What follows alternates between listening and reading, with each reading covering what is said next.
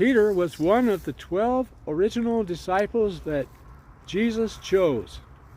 Peter followed Jesus as Jesus went to every city and every village across the nation of Israel 2,000 years ago. Peter heard Jesus teach in the synagogues, preach in the countryside, preach the gospel of the kingdom, and Peter saw how Jesus healed every manner of sickness and disease among the people. It didn't matter where they were, it didn't matter what disease or symptoms the people were suffering from. Peter was a witness that Jesus healed all the crowds. And Peter watched as Jesus did not take an offering and did not send any of them a bill to pay for his services. Peter was one that would usually respond first to what Jesus was saying and doing. When Jesus asked them, "Who do you say that I am?" Peter was the first to respond, to say, "You are the Christ, the Son of the living God." Sometime later, Jesus revealed to his disciples and Peter that he would be delivered over into the hands of sinful men. He would die and he would rise again on the third day. Peter was the one that responded and said, "Not so, Lord." And Jesus said, "All of you will deny me." He said to his disciples, "All of you will deny me." Peter was the first to say, "I will not deny you." Jesus said to Peter, "Yes, before the cock crows twice, you will have denied me 3 times."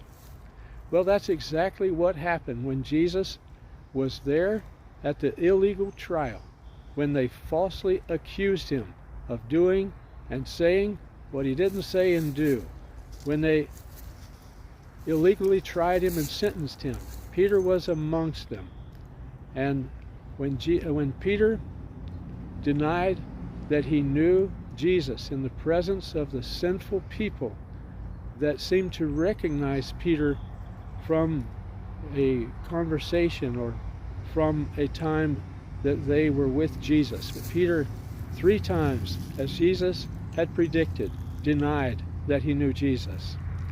Well, what happened then? Jesus died, hung on the cross 6 hours for you and me. Peter was a witness there. He saw how the Roman soldiers had whipped him mercilessly, over and over again. Peter was a witness of how they pulled his beard and placed a crown of thorns upon his head. Peter saw so much of what happened to Jesus, and he saw him die. And he wasn't expecting him to arise from the dead on the 3rd day, but that's exactly what Jesus predicted, and that's the way it was. On that 3rd day, Jesus appeared to Mary Magdalene, whom he had cast out 7 devils. On the Resurrection Sunday, Jesus first appeared to women. He told Mary to go tell his disciples and Peter where to meet him, that he was alive.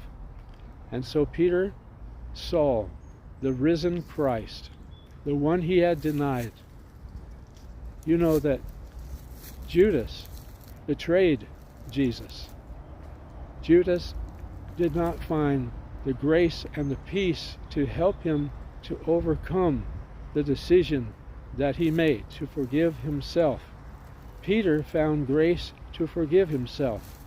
You and I, how many times have we betrayed Jesus? Have we denied that we have known him in any given situation? When you're with friends, when you're with family, or when you're with people that you don't know, and you have the opportunity to present some part of Jesus' message to them in a positive, pleasing, effective way. If you don't share Christ with them, well, this equates to denying him. My goal in life is to include Jesus Christ include his name, include some part of his gospel message in every conversation that I am in. And in order for me to do that, I must take that ability, what is called grace, and I must take that peace that accompanies grace, God's ability to do what only he can do through us. So I'm going to include Jesus in the conversations that I have with people.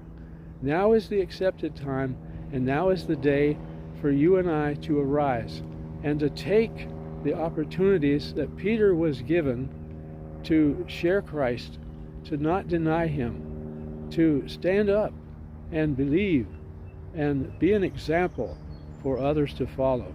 Thank you, Peter, for your example.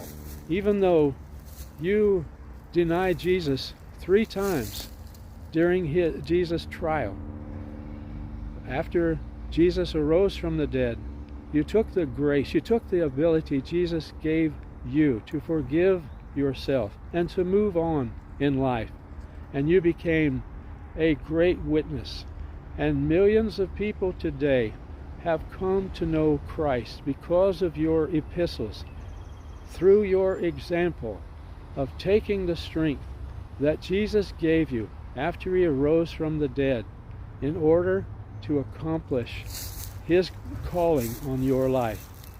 To every listener who is watching this video, I am encouraging you to follow the Lord.